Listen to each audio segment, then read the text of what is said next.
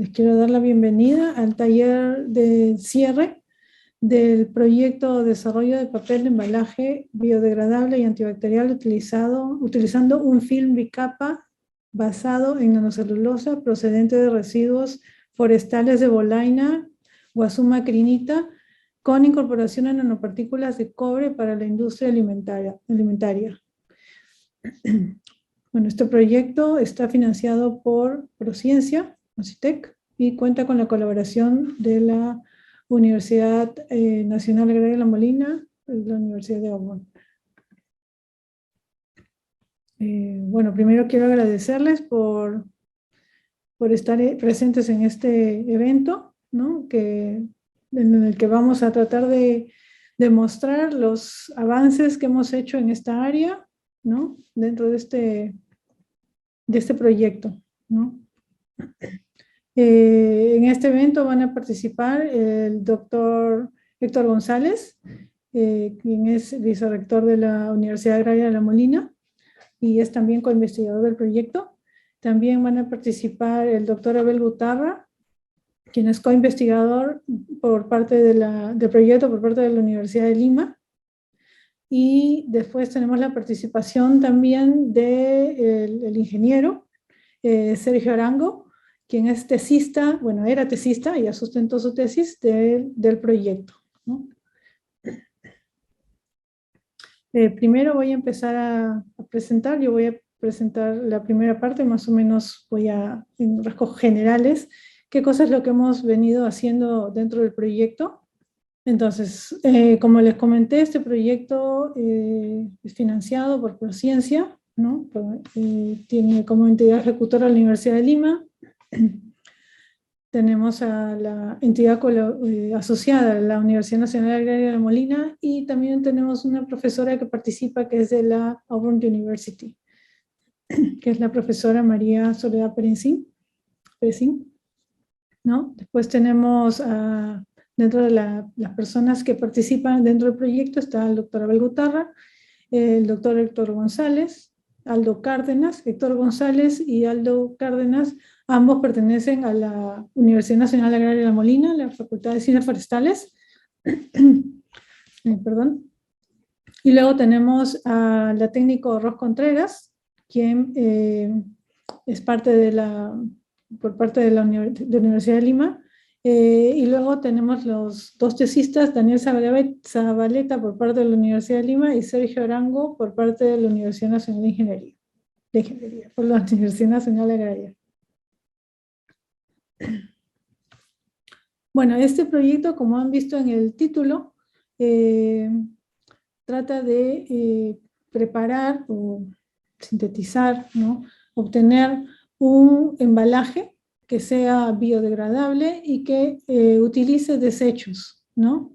De la bolaina, que es un árbol que luego vamos a ver, y que además no sea un plástico de tipo tradicional, ¿no? No contenga un plástico de ese tipo, ¿no? Entonces, ¿por qué el interés nuestro en trabajar en este tema? Bueno, si ustedes, habrán ido al supermercado, ¿no?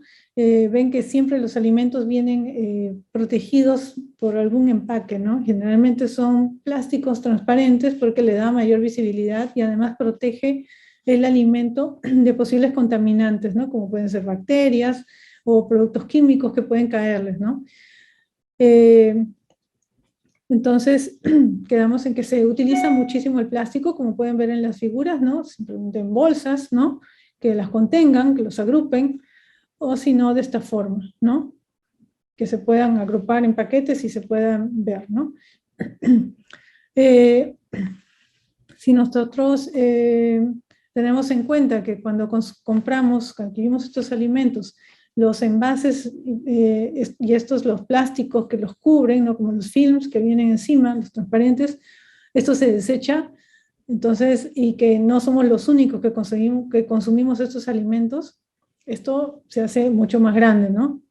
De acuerdo a la EPA, más o menos el 23% de los desechos que terminan en vertederos son a causa de los empaques de los alimentos, ¿no? Y ya sabemos que luego estos contaminantes terminan en los ríos, en los lagos, ¿no? Forman parte en algunos casos de la basura, ¿no? Que vemos por las calles, pero que además estos embalajes, ¿no? Estos plásticos, afectan la vida de los animales, ¿no? Cuando están en el mar, ¿no? Contaminan las playas y los animales son los afectados, ¿no? Los peces, los pájaros, todos ellos, ¿no? Y si encima tenemos en cuenta que para que se degraden estos plásticos, por lo menos estamos hablando de 100 años, ¿no?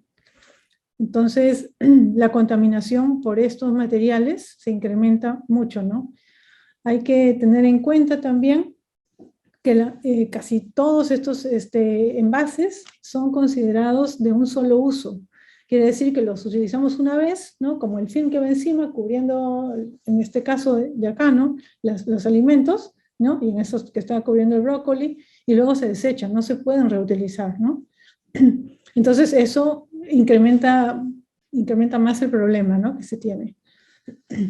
Entonces, teniendo en cuenta este problema, lo que hemos hecho es preparar, como ven acá, unos films, ¿no? Que son hechos con desechos de un árbol, ¿no? Aquí nosotros tenemos la bolaina blanca, que es el material de partida que tenemos para este proyecto, ¿no? Su nombre científico es Guasuma crinita. Yo voy a hablar algo muy pequeño y ya luego las personas que me siguen, los investigadores, ellos van a profundizar estos temas. Nosotros hemos cogido las muestras del departamento de Ucayali, ¿no? En la provincia del Padre Abad, el distrito de Irasola, el sector de Tahuantinsuyo. Son árboles de 3 años y 6 meses aproximadamente, ¿no? Y como ven aquí, se han medido y todo, y luego se han cortado y se han llevado al laboratorio de la Universidad Nacional Agraria de La Molina, donde se han procesado, ¿no? Para luego trabajar con esta materia prima, ¿no? ¿Qué hemos hecho con esto? Si ustedes han visto, hemos hecho unos plásticos y también se ha hecho papel con esto, ¿no? Pero ¿cómo se ha hecho, no? Se ha partido, la idea era utilizar esta bolaina, ¿no? Para obtener un material que se llama nanocelulosa. En realidad, lo que hemos trabajado son nanofibras de celulosa, pero comúnmente se conoce como nanocelulosa, ¿no? ¿Qué cosa es de dónde sale? ¿Por qué hay este interés, ¿no? En la nanocelulosa. Bueno, la nanocelulosa es un material que se viene utilizando en muchos países, ¿no? Si bien en nuestro país no está muy estudiado este tema, no hay muchos grupos de investigación que trabajan en esto, es un material bastante versátil, permite hacer muchas cosas partiendo de la nanocelulosa, ¿no? Se pueden hacer film, se puede hacer papel, se pueden hacer materiales conductores, podemos incursionar en el área de la medicina, por ejemplo, puede ayudar en muchas áreas, ¿no? ¿Por qué? Porque es un material que tiene unas propiedades especiales, ¿no? ¿De dónde lo sacamos? Si ven, el nombre es nanocelulosa, ¿no? Entonces la celulosa, usted sabe que se obtiene básicamente, ¿no? En este caso, de las plantas. No estamos hablando nosotros de un árbol, ¿no? Entonces, el árbol contiene celulosa, lignina, tiene varios compuestos. A nosotros nos interesa la celulosa solamente. Entonces, lo que hacemos nosotros es aislar la celulosa, ¿no? Mediante un procedimiento que luego les voy a mostrar, y llegar a obtener las fibras, ¿no? Pero estas fibras son microfibrillas, las que tenemos, y luego, mediante otro procedimiento, llegamos a obtener nanofibras de celulosa, ¿no? Entonces, de ahí viene el nombre. ¿Por qué llevarlo a un tamaño tan pequeño? Porque a ese tamaño adquiere unas propiedades especiales, ¿no? Estas son algunas de las aplicaciones que se tiene con la nanocelulosa, ¿no? Es un material que puede ser transparente, es un gel, ¿no? Y permite funcionalizarlo, es decir, agregarle, por ejemplo, metales y grupos funcionales, muchas cosas que uno le puede agregar con el fin de que sea más selectivo, ¿no? Que pueda funcionar para una u otra cosa, ¿no? De formas diferentes, porque si ustedes ven aquí las aplicaciones son muy diferentes, ¿no? Una cosa es hacer un papel y otra cosa es hacer, por ejemplo, conversión de energía, ¿no? O hacer aplicaciones médicas. Entonces, para cada caso yo necesito agregar diferentes cosas, es decir, funcionalizarlo, ¿no? Nosotros nos hemos centrado en esta parte, ¿no? En hacer el papel, ¿no? Y hacer un papel de embalaje, ¿no? Utilizando este material. Entonces, para obtener la nanocelulosa, ¿no? Lo que hemos hecho, hemos partido del acerrín, en el caso de la Universidad de Lima, hemos partido del acerrín de Bolaina y hemos empezado a hacer, bueno, primero la suspensión, luego ajustar el pH, ¿no? Diferentes lados, ácido, básico, ¿no? Lavar este material con agua desionizada, ¿no? Y luego hacer un ajuste también de la conductividad, ¿no? Y luego de esto, ya más o menos ya tengo aislada la celulosa, ¿no? Pero lo que yo quiero es asegurarme de que la celulosa esté aislada completamente. Entonces, para eso se va por un proceso extra que es el blanqueo, donde se termina de eliminar los remanentes que podrían quedar de la lignina, ¿no? Y una vez que yo termino el blanqueo es llevarlo al color blanco, ¿no? Hemos hecho la molienda, ¿no? Con un molino planetario y hemos llegado a tener la nanocelulosa, es decir, hemos reducido el tamaño, ¿no? Luego de este paso, ¿no? Una vez que tenemos la nanocelulosa de Bolaina, ya hemos procedido a caracterizarla, ¿no? Por diferentes técnicas, aquí solo muestro algunas, ¿no? Con el fin de que primero asegurarnos de que lo que hemos obtenido ha sido celulosa, y no vaya a ser que tengamos celulosa y otras cosas más, ¿no? Para eso nos hemos ayudado de difracción de rayos X, y también hemos querido averiguar la presencia de determinados grupos funcionales que pudieran estar presentes en el material, ¿no? Y aquí tenemos este espectro, ¿no? El infrarrojo. También hemos hecho la microscopía con el fin de ver justamente estas fibras de las que estamos hablando y que queremos que se hayan hecho más pequeñas, ¿no? Que son estos hilos que ven acá, estos, ¿no? Estos de acá, ¿no? Todos estos, esas son las fibras, ¿no? Las nanofibras. Y las hemos visto con el microscopio electrónico de barrido, ¿no?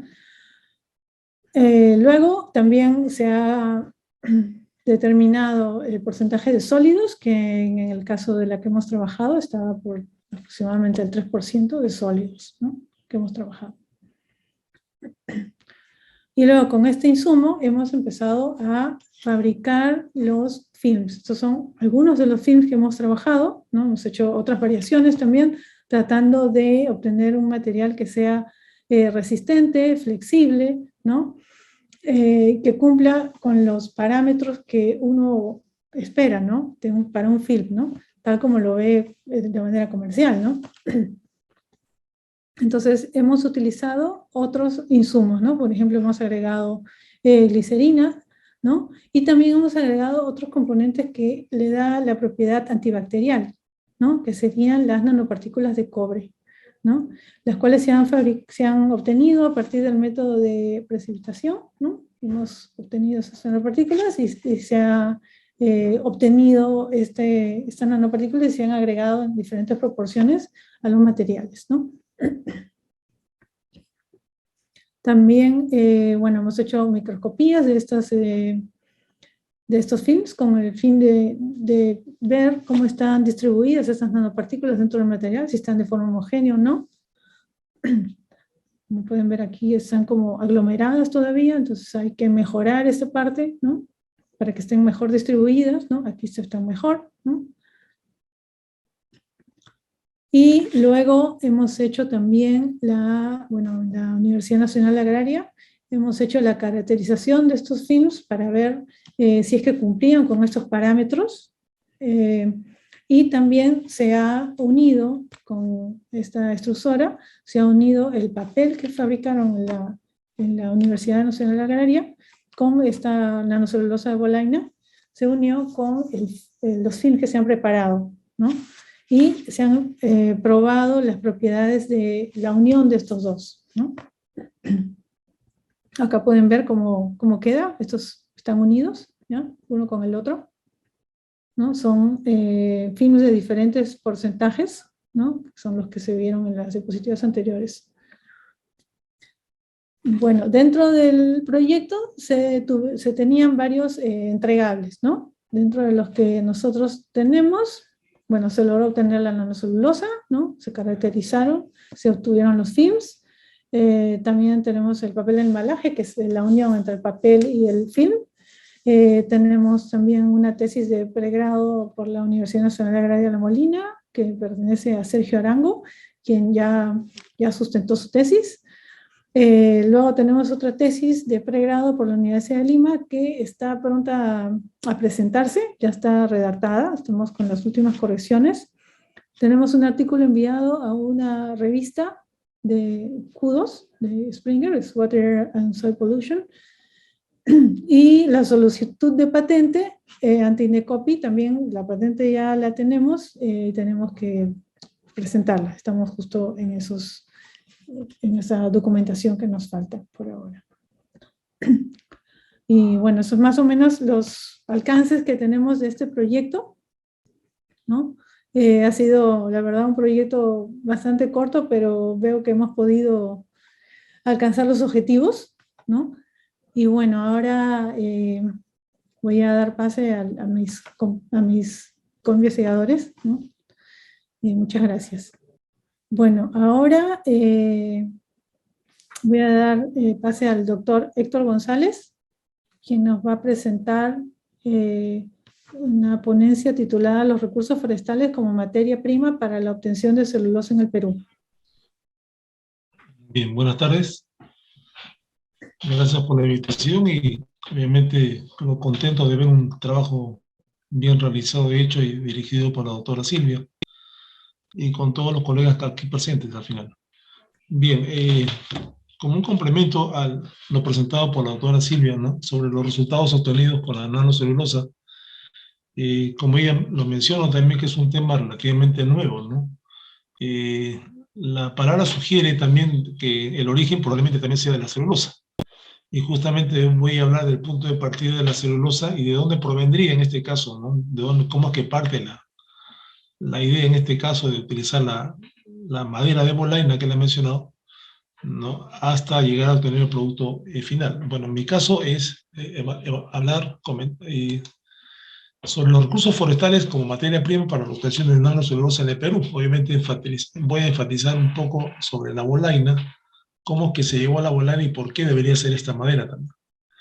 Bueno, yo soy ingeniero forestal de carrera también, y pues obviamente voy a enfatizar también sobre este punto, recursos forestales, la importancia que tendría como fuente generadora de materia prima, de madera. Bien, saben que la madera se utiliza para muchas cosas, ¿no? Como madera sólida, muebles, construcción, postes. Existe también otra forma que nosotros le decimos a la madera partículas, son madera pulverizada, ¿no?, donde se tiene un tipo de producto que nosotros le decimos los paneles, también se hace el triplay también, ¿no? Y luego de ahí va derivando, por ejemplo, del tamaño de partículas a un tamaño de micro y hasta nanopartículas. Eso lo vamos a ver después. Luego viene la madera procesada, en nuestro caso, que pasa por un tratamiento químico, básicamente, para obtener, inicialmente eran fibras celulósicas. Las fibras celulósicas son las que se utilizan para hacer el papel principalmente. Luego se utilizan para obtener diferentes productos químicos, ya que la madera contiene pues celulosa, lignina, algunos grupos químicos también que pueden servir para hacer otro tipo de productos, o también de la misma celulosa derivar también a una modificación química también. Y luego viene ahí el tema de las microfibras y de las nanofibras también. Y también saben que la madera se utiliza en muchos sitios como leña, como fuente de energía también.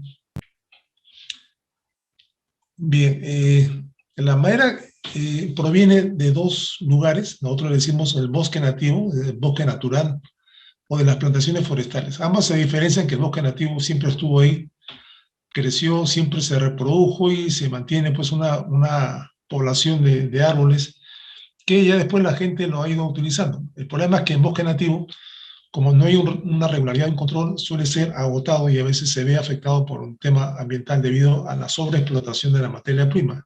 Y es, ojo, lo que ha venido sucediendo hasta hace unos años en el Perú, ¿no?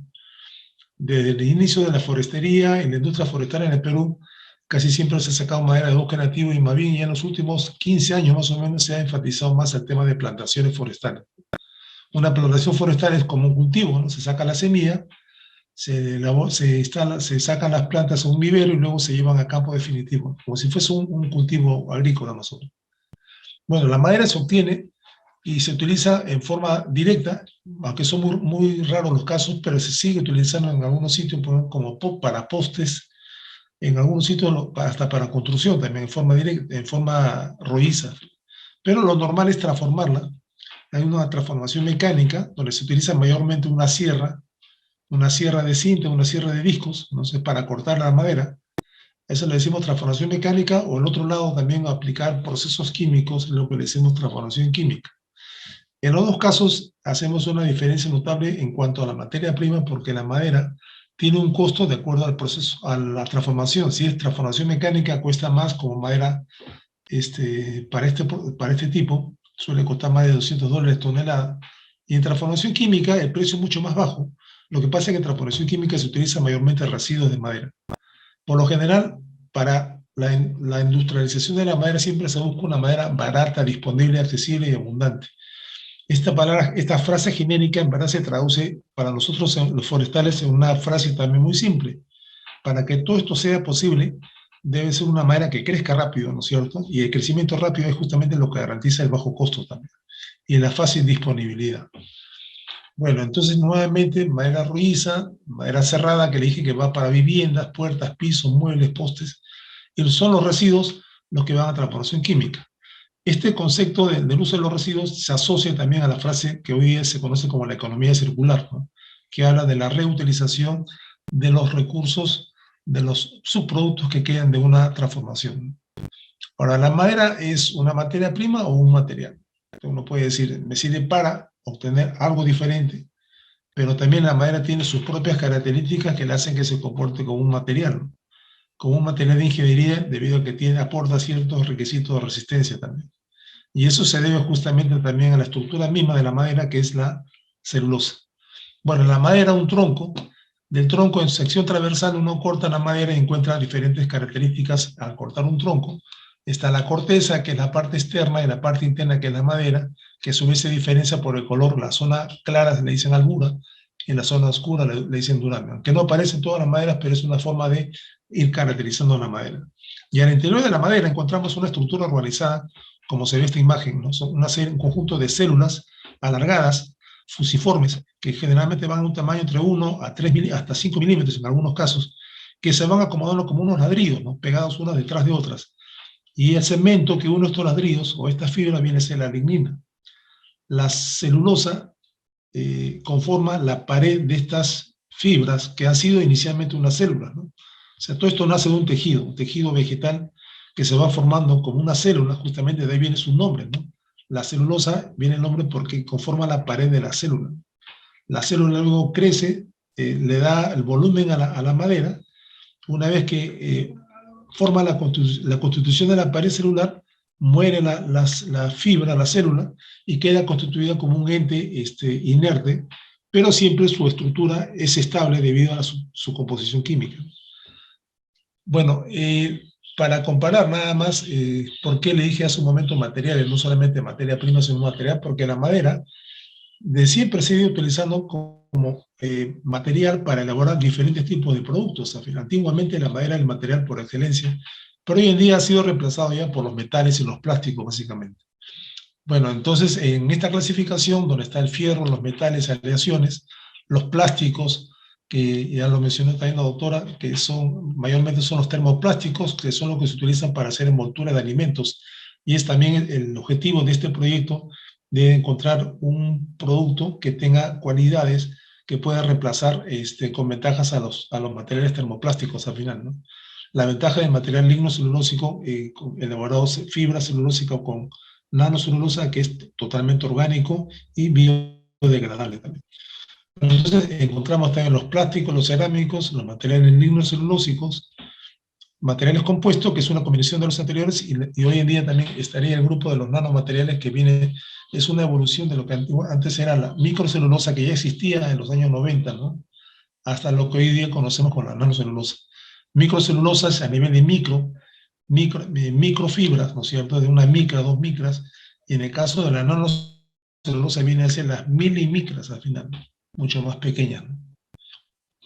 ¿Cuáles son las materias primas de donde hay celulosa y donde se puede utilizar para obtener también la celulosa y también al final la nanocelulosa?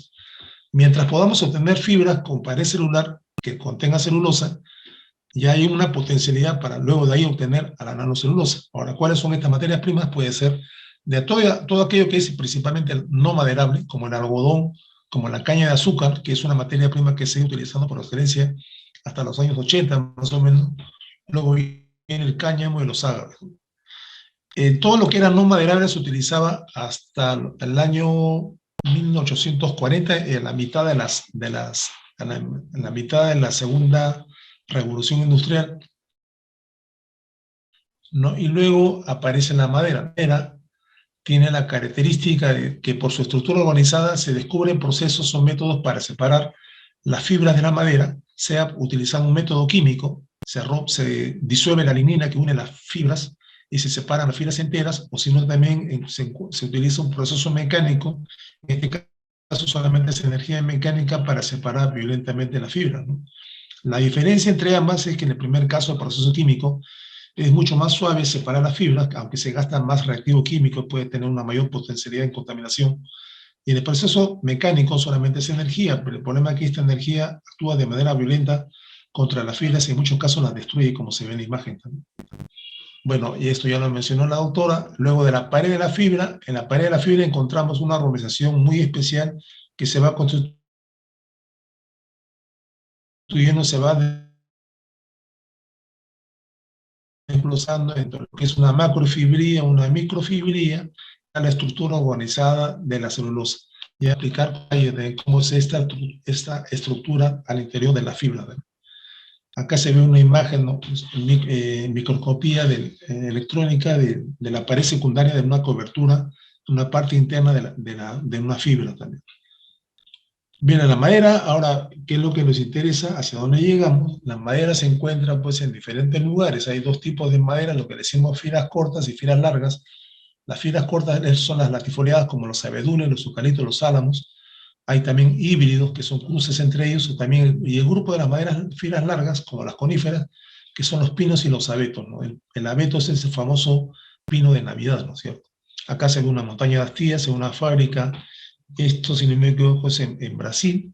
Y de acá arriba a la derecha también son trenes que están llevando madera rojiza para una fábrica de celulosa en Suecia. Esta es una plantación de una especie que se ha ido incorporando con fuerza a nivel mundial, que es la Acacia mangio, que es la que ha ido reemplazando al eucalipto. Saben que el eucalipto también ha tenido problemas debido a la agresividad que tiene para su desarrollo, y hoy día están cultivando, sobre todo en el Asia, la Acacia mangio también, que es una madera que tiene un crecimiento espectacular, que llega a crecer entre 35 y 40 metros cúbicos por hectárea año. También este es un valor importante e interesante para tomar en cuenta si llega a ser rentable el negocio de madera para celulosa o no. Por lo general se pide que esté sobre los 20, este de acá duplica el valor requerido, ¿no? Noten en este caso cómo ha ido creciendo el consumo de la madera, la producción de la madera a nivel mundial. Ha habido un crecimiento, sobre todo en el caso de las maderas de fibras largas, las coníferas, que está en la línea ploma, ha ido creciendo, pero no con tanta fuerza, si bien hasta el año 70 era la que más se producía, 230 millones, y esto a la actualidad llegará más o menos a los 350. Ahora noten el crecimiento que ha tenido el grupo de las maderas latifoliadas, ¿no es cierto?, que va de los 80 millones hasta casi igualar lo que se produce hoy en día en coníferas también. Y en línea roja se observan los residuos también. Toda transformación de la madera siempre implica un desperdicio de madera que en muchos sitios simplemente se eliminaba o se le quemaba, pero hoy día se ve con una potencialidad enorme para obtener diferentes tipos de productos, entre ellos la industria de celulosa también. Ahora, ¿cómo está el Perú? En el Perú, si bien tenemos un montón de bosques, o muchos bosques, muchos de ellos son bosques nativos, muy poca plantación, justamente por eso decía al comienzo, esta forma de extracción de madera ya está cambiando, ya los bosques nativos se han agotado.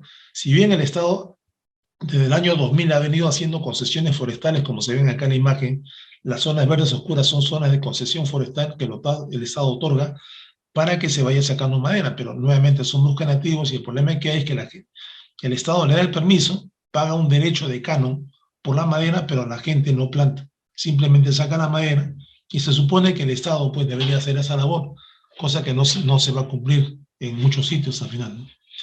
Tenemos más de 24 millones de bosques de producción permanente. En concesión forestal más o menos hay unos 7.5 millones. ¿Y cuánto hay para reforestación? Apenas 100.000 hectáreas al final.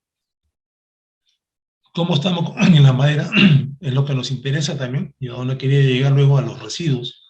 Estamos más o menos en unos de 1.300.000 el año 2000, a la fecha 1.700.000, hemos llegado a picos de casi 2.500.000 metros cúbicos de madera, y la mayor parte es bosque nativo.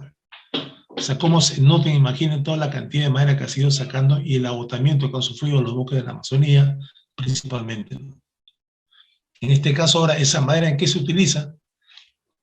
Mayormente madera cerrada, 579.000 metros cúbicos, luego viene madera contrachapada, que es el triple A, madera laminada, luego carbón, que se utiliza bastante, madera para carbón, postes, durmientes y parqué, que son los pisos. Acá a la derecha sí, este valor me gustaría que tomen en cuenta el valor de rendimiento de transformación de la madera. Por cada 100 que ingresa, en carbón queda 20, por ejemplo en postes 80, en madera laminada queda 60, en parqué queda 35 y en madera cerrada 55. Simplemente la diferencia es el residuo, que es lo que queremos aprovechar. Son cantidades de madera nuevamente que deberían ser incorporados a otro tipo de proceso o aprovechamiento. En el caso particular de la bolaina, ¿no? La bolaina viene a ser la 7ª especie consumida a nivel nacional.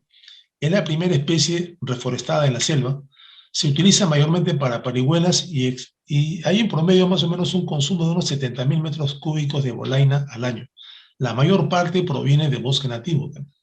Noten este cuadrito, ¿no? La madera que más se utiliza es el eucalipto, seguido por cumala, tornillo, lupuna, chihuahuaco, capirona, bolaina. Y de todas estas de acá, las primeras 7, las 6 que le anteceden, de ninguna hay plantaciones. Quizá un poco de cumala, pero mayormente lo que se planta es bolaina, y la ventaja de la bolaina es que es una madera que crece rápido. Acá también se encuentran los valores de producción de madera, ¿no? Esta es la cadena de transformación. Bueno, rápidamente, ¿qué se hace con la madera? La madera se saca del bosque, va a una primera transformación, un aserrío, sacamos unos cuartones de madera y luego va a una transformación secundaria, ¿no? En la vista se observa, por ejemplo, un uso principal de la madera de bolaina, que son las famosas parihuelas, ¿no? Mayormente se utiliza esta madera para hacer parihuelas de uso industrial. Y en estos casos, lo que dije hace un momento, el 55% se aprovecha, el resto se elimina. Bosques para plantaciones, ¿no es cierto? Ahora, ¿dónde están las plantaciones y a dónde queremos llegar, ¿no? ¿Qué es lo que hacemos con los bosques? Si ya no hay bosque nativo, tenemos que plantar. Bueno, ¿qué es lo que plantamos? Mayormente pinos, bambú en el norte, eucaliptos básicamente en toda la sierra, en la Amazonía es bolaina, como dije, capirona, chihuahuaco, teca, eucalipto, y en la zona de Ucayali y Huánuco, y a la zona de Oxapampa, pinos y eucaliptos. También un poco de teca en Madre de Dios. Y acá, fíjese en este cuadrito también el crecimiento, ¿por qué bolaina, no? El crecimiento en masa, ¿no? ¿Cuánto crece ahora, ya no en volumen, sino en masa? El bambú, por ejemplo, ustedes han escuchado bastante del bambú, pero el bambú crece bastante en volumen, pero es puro aire al final el bambú, ¿no? Pero en masa llega a ser de 6 a 12 toneladas por hectárea año. En cambio, la bolaina llega a tener de 15 a 20 toneladas por hectárea año. Es un crecimiento muy importante, es la razón por la cual se le está dando mucho énfasis debido al crecimiento en biomasa. Luego le siguen otras como la capirona y el eucalipto también en sierra también, o los pinos en Oxapampa. El bagazo de caña también, que es mayormente un residuo de la industria azucarera, tiene un crecimiento de 7,5 a 15, ¿no? Y la caña de azúcar se caracteriza por tener una fibra, es abundante, pero no de tan buena calidad como la que tiene la fibra de madera. Un ejemplo para resaltar es el caso de Uruguay, que luego de mucho tiempo, del año 90, comenzó a plantar, luego de hacer varios ensayos, básicamente con eucaliptos. Yo diría en Uruguay se llega a plantar, o tienen plantado más de 1 millón de hectáreas para uso forestal, que es casi 6,2% de todo el país. Y una de las especies que se cultiva es el Eucalyptus grandis, que llega a crecer y a cosecharse más o menos en 390, casi 390 metros cúbicos por hectárea al final de la cosecha. En el Perú, superficie reforestada, esta es la superficie oficial, tenemos hasta el año 2010 se llegó a plantar 40.000 y en el año 2015 6.000, o sea, este es antes de la pandemia, en la pandemia no creo que se haya plantado casi nada, ¿no? Y en valor acumulado son 237.000, y esto es solamente para resaltar, es 0,2% de todo el país.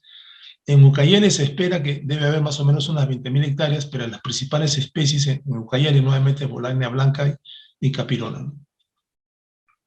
Esta es una plantación de bolaina a la izquierda, ¿no es cierto?, que ha crecido muy bien. Este es un experimento que hizo el Instituto de Investigación de la Amazonía en Ucayali. Y a la derecha también es una especie que se ha ido introduciendo, es un híbrido que es el Eucalyptus urograndis en Ucayali, y también que se adapta bien a climas tropicales también.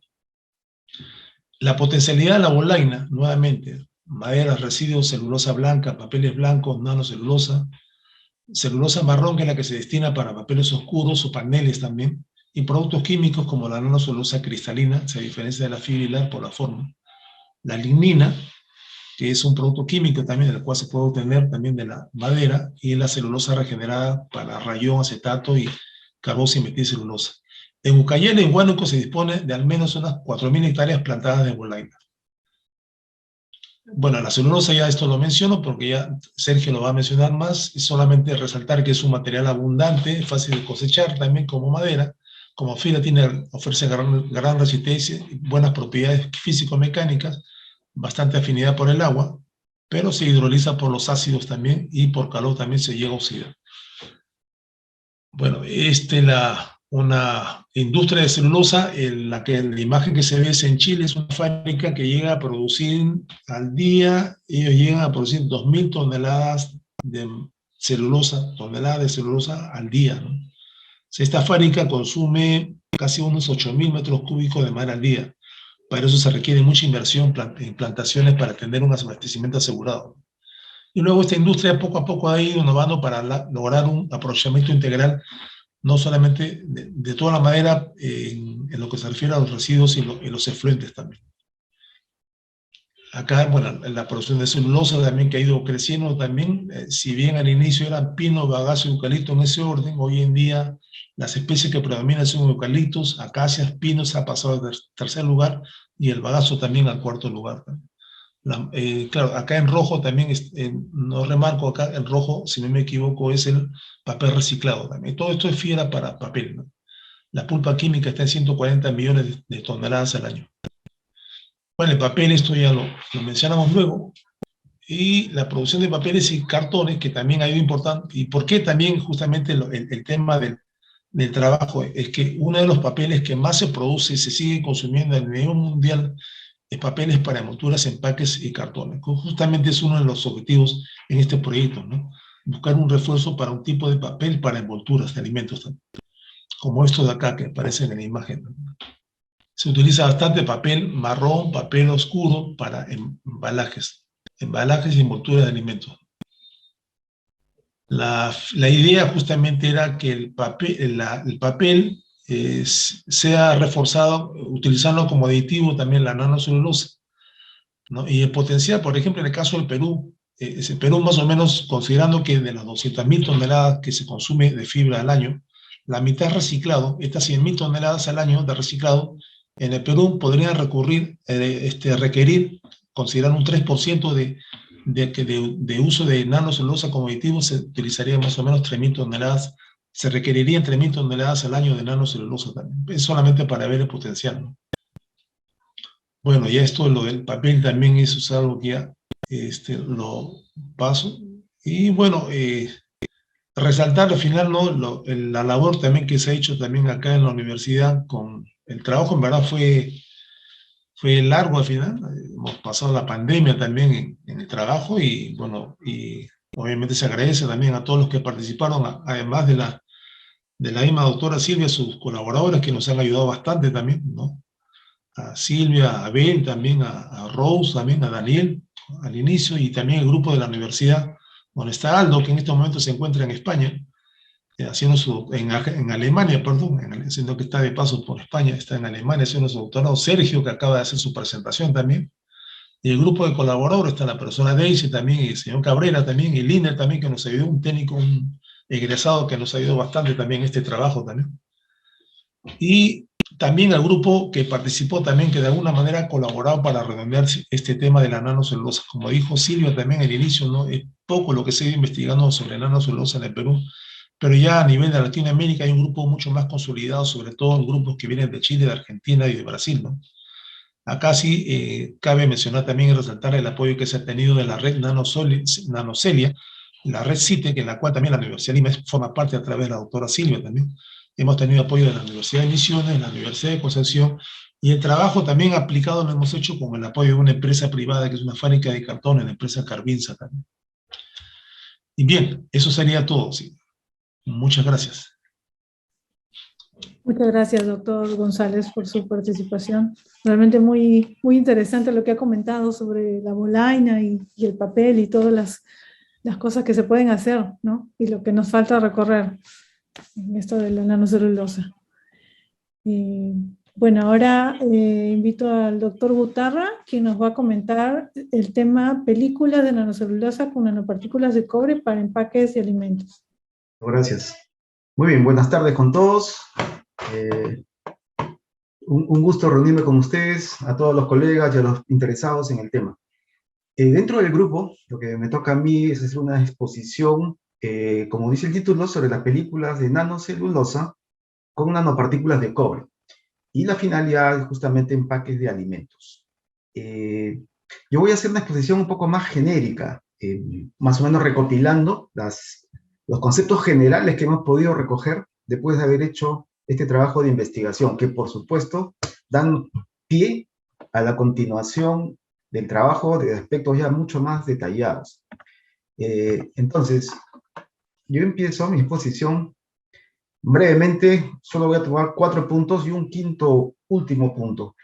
Las características del material de empaque, quisiera que se tenga claro cuáles son esos objetivos o esos requisitos que debe tener el papel de empaque para que cumpla esa función. Un poco sobre las nanofibras, ya no los detalles, Sergio lo va a dar seguramente con más precisión, pero sí la idea general de qué cosas se busca en la celulosa para que tenga esa funcionalidad especial. Sobre las nanopartículas de óxido de cobre, que es una familia de nanopartículas, muchas de ellas tienen propiedades antibacterianas, pero esto es lo que le haría que el empaque sea un material activo, no solamente pasivo, no solamente un resguardo, una frontera, ¿no? Sino que además pueda tener una actividad de corrección, de remediación del material alimenticio. Y finalmente, algunas muestras de películas que se han hecho, algunas ya mostró Silvia, más o menos complemento lo que ella mostraba. Entonces, en general, primero definir la palabra, porque con empaque, a veces se le llama envase, las diferencias en realidad tienen más ámbito comercial. Pero digamos, lo que me interesa a mí es referirme al material que envuelve el alimento. Este material está en contacto total o parcialmente con el alimento. Eso depende del tipo de embalaje que se quiera. De manera que lo voy a usar como sinónimos, ¿no? Envase o empaque. En términos generales, aquí hay un cuadro bonito que resume muchas de las ideas de lo que se busca con los empaques. En primer lugar, se requiere que tenga propiedades de barrera para gases, ¿no? Tanto los gases que provienen del medio exterior hacia el interior, como los gases que podrían generarse dentro de la cavidad donde se encuentra el alimento. También es importante conocer las propiedades del empaque como barrera del vapor del agua. Claro que el vapor del agua aproximadamente puede considerarse también como un gas. No es un gas ideal, pero tiene un comportamiento similar, pero conviene tratarlo aparte. Incluso tiene normas de medición independientes de las que se usan para medir, por ejemplo, la permeabilidad de nitrógeno o oxígeno. Propiedades mecánicas importantes, porque no solamente sirve para la protección del medio gaseoso, sino que además tiene que servir para un transporte seguro, almacenamiento también. Entonces las propiedades mecánicas son importantes, además para que pueda cargar objetos de un peso determinado. Propiedades biodegradables, esto es un poco el plus, ¿no? Este es muy importante dentro de la filosofía general del grupo, porque si bien existen alternativas actuales, sobre todo usando los plásticos derivados de petróleo, la idea principal, digamos, es el norte que nos guía, es usar materiales biodegradables. Propiedades térmicas son importantes, a veces porque pasan los empaques con los alimentos en ambientes de baja temperatura, a veces porque están expuestas al calor, y también es importante que técnicamente deben resistir los sellados a calor. Entonces, si uno tiene un material cuya temperatura de descomposición está muy cercana a la temperatura de fusión, a la hora de hacer los sellados térmicos puede haber deterioro. Bueno, hay otros detalles más. Propiedades antimicrobianas, es casi inevitable, ¿no? La presencia de microorganismos dentro del alimento es una cuestión que siempre se va a dar. Entonces, si uno pudiese controlar con un elemento activo este crecimiento, entonces tiene un plus sobre el empaque. Esa es justamente la función de las nanopartículas en este proyecto. Propiedades ópticas también son importantes, ¿no? La transparencia, a veces es conveniente observar el objeto, entonces un plástico de alta transparencia ayuda muchísimo. Claro, a veces puede ser contraproducente, porque el ingreso de radiación ultravioleta, por ejemplo, podría más bien perjudicar al alimento. En fin, en términos generales, esto es lo que define lo que uno quisiera tener para un empaque. Son variados, demasiado. Hay una tremenda variedad de empaques para alimentos, ¿no? Por ejemplo, un empaque como el de este producto de pollo, empacado para un corto periodo, 3 o 4 días. Lo importante acá es ver que existe un contacto directo entre el material del empaque y el producto cárnico, ¿no? También hay empaques al vacío. A diferencia del anterior, aquí ya no hay espacio para volúmenes de gas, ¿no? Porque todo el material del empaque está en contacto con casi todo el área del producto. Después están los famosos Tetra Pak, que tienen celulosa y varias capas internas de polímeros. Hay otros materiales cuya función principal es evitar, por ejemplo, la pérdida de aromas, cafés, quesos, etc. Las conservas que están diseñados para largos tiempos de almacenamiento, pero están revestidos internamente con polímeros en sus capas interiores. Toda la industria de botellas de plástico para agua o bebidas carbonatadas, donde uno espera de que la permeabilidad al CO2 pues, es bajísima. Pues los biberones, por ejemplo, que contienen los productos lácteos, a veces están puestos a alta temperatura, entonces también es un tipo de embalaje que aquí necesita rigidez más que flexibilidad. Y bueno, en fin, hay una tremenda gama, ¿no? También hay unos metalizados, de ciertas propiedades para bajar la radiación térmica, por ejemplo, enfrían. Y bueno, en fin, pues no se puede decir de que hay una estrategia única para un tipo de empaque. Depende mucho de la técnica, lo que quieres preservar, de cuál va a ser el nivel de manipulación, el tiempo de vida que le quieres dar, etc. Vamos en detalle. Aquí supongamos en este diagrama he querido mostrar en detalle los diferentes procesos que puede haber cuando entra en contacto el empaque con un producto alimenticio. Vamos con el primer caso. El primer caso, lo que me está tratando de explicar es que hay ciertas probabilidades de que material del empaque migre hacia el producto alimenticio. También es posible la permeabilización o permeación, he chequeado el diccionario y la palabra está bien usada, permeación, es decir, el transporte de las masas moleculares de los gases a través del empaque hacia el producto. Pero también puede ser en sentido inverso. Algunos gases generados producto del metabolismo del alimento pueden salir a través del empaque, es un ida y vuelta. El vapor del agua también es un caso especial, como lo digo, está normado con normas muy específicas, pero el comportamiento es básicamente el mismo, y la absorción. La absorción es la transferencia de masa de algunos componentes del producto sobre el empaque. Digamos que esos son los 4 casos principales de los fenómenos que ocurren. Estos 4 casos los voy a ver un poquito en detalle, porque son muy importantes entenderlos. El primero, el de la migración. Entonces, se trata de especies del empaque que pueden transportarse hacia el alimento. ¿Qué tipo de elementos hay acá? Bueno, todos los que usaron para sintetizar el empaque. No pueden ser monómeros, aquí pueden ser colorantes, pueden ser plastificantes, a veces se ponen estabilizadores, se ponen solventes, incluso los compuestos antimicrobianos. A veces, más bien, esa migración es deseada, ¿no? No siempre es una migración indeseada. Bueno, y por último, incluso, las inscripciones de tinta que van como información en los empaques de los productos también puede migrar ese alimento.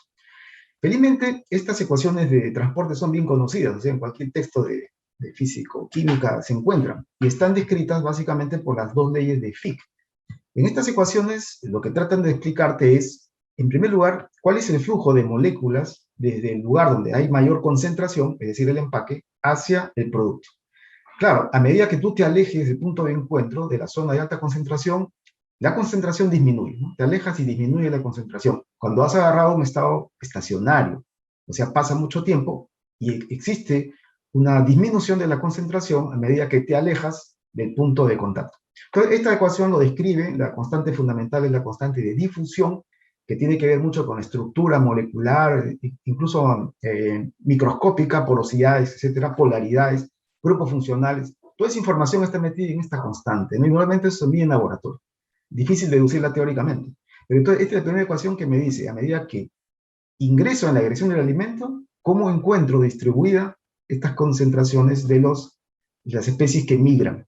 Y la otra ecuación importante es cuando yo quiero saber, ya no me interesa el estado estacionario, sino me interesa saber justamente cómo evoluciona esta migración en el tiempo. Entonces, la segunda ley de Fick, que es la ecuación que tiene variable temporal, me dice, ¿no?, cómo en el tiempo inicial, una vez hecho el contacto, en el punto de contacto la concentración es pequeña, y cómo en el tiempo va aumentando, ¿no? Aumenta cada vez más para un punto, para una distancia fija, ¿no? Entonces son las dos ecuaciones que conjugadas te pueden describir completamente cuál es el proceso de migración. Por supuesto que ahí depende de muchas cosas también, que esta constante me olvidé decirle que es muy sensible a la temperatura. Entonces la temperatura puede provocar una variación, una modificación de la rapidez de la difusión o la migración de las especies. Bueno, y uno de los parámetros que usan mucho, lo que caracterizan estos empaques, es este parámetro Kp que se llama coeficiente de partición. Y en realidad es un coeficiente bastante lógico, ¿no? Simplemente es la concentración del compuesto migrante que se encuentra en el producto dividido entre la concentración del mismo migrante que se encuentra en la fuente, o sea, en el empaque, ¿no? Ese parámetro es importante. Mientras más pequeño sea, es mejor. Bien, entonces este es el fenómeno de migración. Unos valores importantes, por ejemplo, ¿no? Acá hay una tabla de mediciones. En el caso, en la primera columna muestro la especie migrante, por ejemplo el tolueno, que se encuentra en un empaque de PET, por ejemplo, es una botella de polietileno, tereftalato de polietileno, son las conocidas, en bebidas, en refrescos y jugos. Entonces, cuando se han hecho estas mediciones, han encontrado, por ejemplo, una migración del orden de 26 a 146 microgramos de tolueno en el contenido del jugo. Entonces, cuando uno hace unas tablas, unas mediciones ahí hechas ya, observa, puedes comparar el tipo de empaque que tú tienes que tener en cuenta de acuerdo a las experiencias que hay de las migraciones que puedan tener para diferentes especies, ¿no? Entonces, eso es bien importante. Por ejemplo, acá hay uno que me sorprendió, ¿no? Esta prueba hecha para esta especie que es el estalato de disobutil, en un empaque de silicona, analizado en biberones. Aquí se llega a 50 o 150 microgramos por cada kilogramo del producto, por ejemplo, ¿no? Y así, en el caso de las carnes, por ejemplo, la migración del estalato de dibutil en un empaque textil, debe ser una especie de saco. Por ejemplo, en productos cárnicos se encuentra una migración de 11 miligramos, ¿eh? Aquí el orden de magnitud es interesante, porque aquí de miligramos, 1000 veces mayor que las migraciones típicas que están en el orden de microgramos, ¿no? Entonces, de esta manera uno puede tener idea de lo que va a ocurrir respecto a las especies migrantes. El segundo mecanismo es de permeación. Este tiene que ver con los gases. Y claro, entre los gases el más notable es el paso de oxígeno. El paso de oxígeno a través del empaque al alimento sí puede producir crecimiento bacteriano, puede producir, por ejemplo, en el caso de las carnes, esto es importante, uno sabe que ese color rojo púrpura de la carne, que es tan atractiva para el consumidor, eso viene porque en la mioglobina de la sangre, el hierro que está en estado 2, en oxidación 2+, tiene ese color púrpura. Pero si la penetración de oxígeno es grande, entonces pasa a hierro 3 por la oxidación y la carne se torna en ese color marrón oscuro, tipo café, ¿no? Entonces hay que evitar, por ejemplo, el paso de oxígeno. Hay que tener una barrera muy definida para el oxígeno en el caso de las carnes.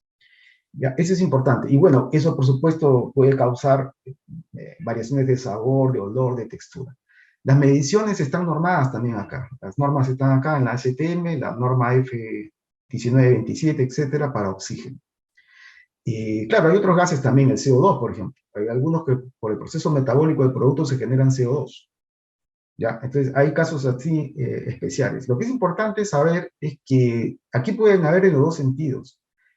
Y no hay reglas. Es decir, depende del producto, qué es lo que yo quiera evitar, qué tiempo de vida le quiera dar. ¿Ya? Entonces, ahí hay que jugar mucho. Es decir, no hay un empaque para todos. El empaque es ad hoc para el tipo de producto que tú quieras preservar. El otro mecanismo, bueno, algunas tablitas importantes, ¿no? Permeabilidad para el oxígeno, por ejemplo. Aquí nuevamente, aquí tenemos polímeros, diferentes polímeros. La primera es permeabilidad al agua, eso lo vemos dentro de un ratito. Permeabilidad al oxígeno y al CO2. También al nitrógeno, hay algunas pruebas con nitrógeno. Bueno, aquí se ven tablas, por ejemplo, ¿no? Que el polietileno de baja densidad tiene permeabilidades 5,18. Son altas, por ejemplo, respecto al polipropileno, que tiene 0,77. De manera que si uno quisiera evitar el paso de oxígeno, elegiría 0,77 el polipropileno, por ejemplo, ¿no? Aquí hay uno, el polimetilmetacrilato. Este plástico también es conocido, es bien transparente, tiene bajísima permeabilidad al oxígeno. Bueno, el otro que les digo es la permeabilidad al vapor de agua. Bueno, igual, ¿no? Tiene sus propias mediciones, pero el efecto de la transmisión de agua del ambiente exterior al interior es importante también. Por ejemplo, en el caso de frutas también, es importante que haya cierta permeabilidad de agua para que haya un ambiente que evite la deshidratación del producto. Entonces yo también tengo que saber elegir qué tipo de empaque voy a utilizar que tenga esa capacidad. Uno de los términos que más se usa para cuantificar la transmisión de agua no es tanto la permeabilidad, sino es la transmisión al vapor de agua. Esto también está normado. Existen equipos para medirlo, no es muy complejo. Pero esto del agua también es uno de los factores importantes. Y el otro aspecto es el de absorción. ¿En qué consiste esto? Aquí lo que se trata es que puede haber algunos contenidos del alimento que se transfieran hacia el empaque. Y claro, por ejemplo, alguna de las fotos que mostró Héctor se veía, ¿no? Cómo el empaque estaba oscurecido por las grasas o algunos lípidos del producto que se transmiten a través del empaque. Eso se evitaría con un recubrimiento acá, por ejemplo, que tenga muy baja permeabilidad a grasas. Entonces, es importante, no solamente, acá hay un detalle importante, no solo es el hecho de que hayan especies que se transmiten al empaque y puedan darle una mala apariencia, ¿no?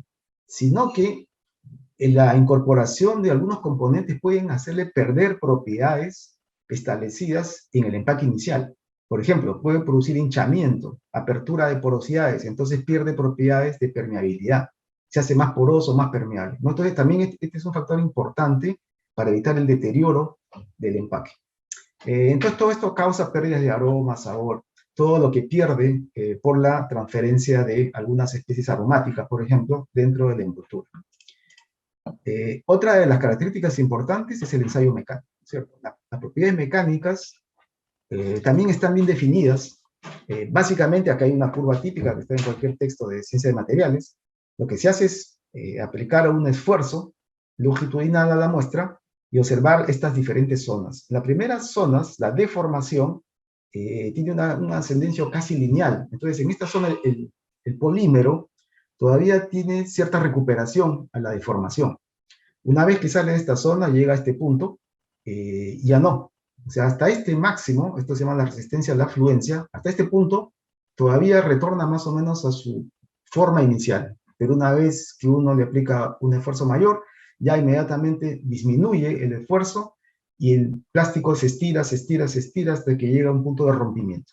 Entonces, los valores importantes para hacer comparaciones son este punto de la resistencia a la afluencia, la resistencia a la tensión cuando se rompe, que este es el primer valor, resistencia a la afluencia, que es donde ya empieza a comportarse de forma irreversible, la resistencia al impacto, ese es para los plásticos rígidos, y el módulo de elasticidad, que es justamente qué tan difícil es de deformar, viene a ser la pendiente de esta primera zona de la curva.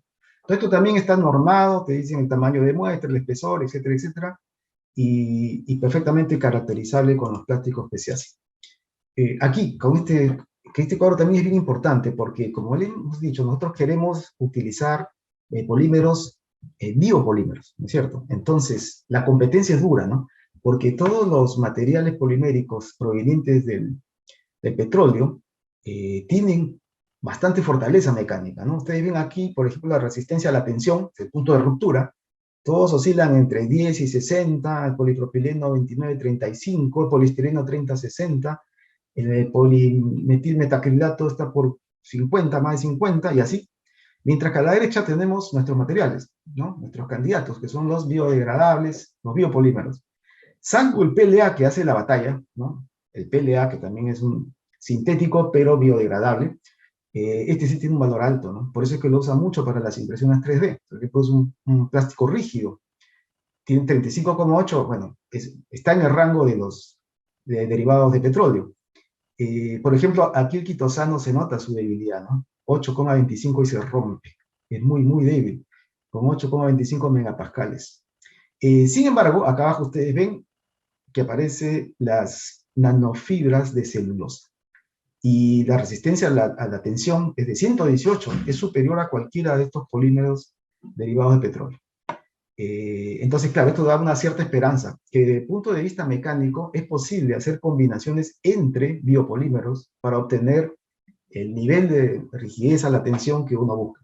Entonces, puedes combinar, y de hecho eso es lo que se hace, eso es lo que se hace. Se combinan entre ellos, puedes solucionar el tema de la rigidez mecánica, aunque eso no te garantiza que las otras propiedades de permeabilidad cumplan los requisitos, ¿no? Bien. Entonces, en términos generales, lo que queremos es reemplazar a este grupo de polímeros de la izquierda, que son los derivados de petróleo, por lo de la derecha. En la derecha, ¿qué tenemos nosotros para dar la batalla? Nanocelulosa, en sus tres formas, la nanocristal, nanofibra y la bacteriana. Y estos biopolímeros, que también estamos probándolos, el almidón, el CMC, carboximetilcelulosa, quitosano, gelatina, ácido poliláctico. Entonces, con esto tenemos que armar nuestra película. Pero el punto central es la nanocelulosa, ¿no? Porque tiene esas propiedades de rigidez, es demasiado rígido si queremos hacer envolturas flexibles. Hay que combinarlas, por ejemplo, con alguno de los que tengan más elasticidad. Muy bien, entonces algunas pinceladas de lo que tenemos. Seguramente Sergio va a ampliar más esto, yo solamente digo que en términos generales, este dibujito me gustó mucho de María Vallejos, en donde se nota la estructura fibrilar. Los rectángulos en celeste son las nanofibras de celulosa, pero estos vienen empaquetados con hemicelulosa en estos bordes y un marco mayor con la lignina. Entonces el proceso de lo que trata es justamente de sacarle todas estas coberturas de lignina, hemicelulosas, péptidos y todas ceras y todos esos componentes y dejar solamente a la fibra. Si uno llega a ese término, ya sea por tratamiento ácido agresivo o por molienda, entonces lo que obtiene son estas fibras de nanocelulosa. Estas fibras que pueden tener algunos micrómetros incluso, pero lo interesante es que entre tramo y tramo hay una zona amorfa. Esa zona amorfa puede ser disuelta. Si tú lo disuelves, entonces ya tienes auténticamente el nanocristalito. Esta es la unidad mínima de nanocelulosa cristalina. Tiene algunos usos importantes, es un poco más difícil de extraer, pero a veces conviene trabajar con toda la fibra. No llegar al nivel de destruir la zona amorfa, sino trabajar con la fibra entera. Bueno, aquí tienen una foto de una celulosa. Estamos produciendo permanentemente la nanocelulosa en el laboratorio, ¿no? Con el método que ha desarrollado Silvia y todo el equipo, bueno, es fácil sacar este tipo de muestras. Fácil en el sentido de que ya tienen una rutina con perfeccionamiento continuo, ¿no? Pero todavía hay que trabajar mucho en la eficiencia, ¿no? Bien, entonces, esto ya lo mostró Silvia. Unas cosas interesantes es que parecen haber unidades mucho más pequeñas de 30 nanómetros en las fibras. Entonces estamos llegando ya al límite de los nanocristales de celulosa. Estas pequeñas protuberancias tienen más o menos el tamaño de nanocristales. Aquí también a la derecha se ve una amplificación, estos lóbulos pequeñitos de 20, 30 nanómetros. Entonces, eso está interesante porque da la impresión, habría que trabajarlo más, que estamos logrando una combinación, ¿no?, de microfibras y nanofibras. Quizás con un proceso más agresivo de separación, sí podríamos llegar exactamente a recoger los nanocristales de celulosa. Dos cosas más que ya se me acaba el tiempo. Miren, una cosa interesante del proyecto es que hemos visto dos tipos de celulosa. Hay una celulosa que se llama tipo 1, y otra tipo 2. Ambos tienen la misma estructura molecular, pero su estructura cristalográfica es diferente y tienen diferentes propiedades. Por ejemplo, cuando trabajamos extrayendo celulosa de residuo de tara, sacamos esta difracción de rayos X, más o menos que la posición de los picos me indica el tipo de celulosa que tengo.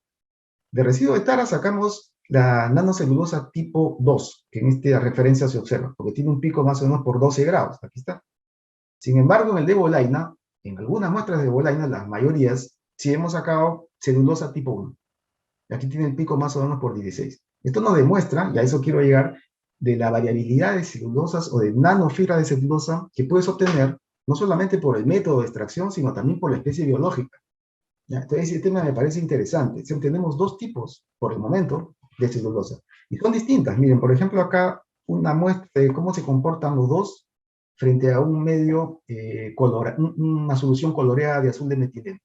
Aquí está la solución con el colorante, ustedes le agregan nanocelulosa, fibra de celulosa de Bolaina, y miren acá cómo retiene todo el colorante y precipita en el fondo, ¿no? Aquí está el colorante absorbido en las nanofibras de celulosa de Bolaina. A la derecha, tengo también nanofibras, pero extraídas de las cáscaras de las vainas de tara. Y aquí también tiene propiedades de absorción, porque ha dejado casi transparente la zona superior. El colorante está impregnado, está absorbido en la superficie de esta nanocelulosa de tara. Pero miren, la estructura es diferente. Aquí mantiene rigidez, en el caso de la nanocelulosa de tara. Sin embargo, en la Bolaina no. Ambos son absorbentes, ¿eh? Pero miren, ahí tiene diferente comportamiento estructural, a pesar que los dos fueron liofilizados, ¿no? Incluso también encontré, porque a lo mejor Sergio lo menciona, en una de las muestras que me mostró, encontré que en el ápice también tenía celulosa de tipo 2, tenía picos alrededor de 2,7 grados. Una cosa curiosa. En conclusión sobre esto, yo creo que es bien importante, eso que también está mencionando Héctor, pensar en algún tipo de caracterización de acuerdo a las especies maderables o no maderables, ver potencialmente cuáles son las más convenientes para extraer la nanocelulosa. Porque de la especie también depende el nivel de cristalinidad, como les he estado mostrando, ¿no? La longitud de las fibras y otras propiedades más.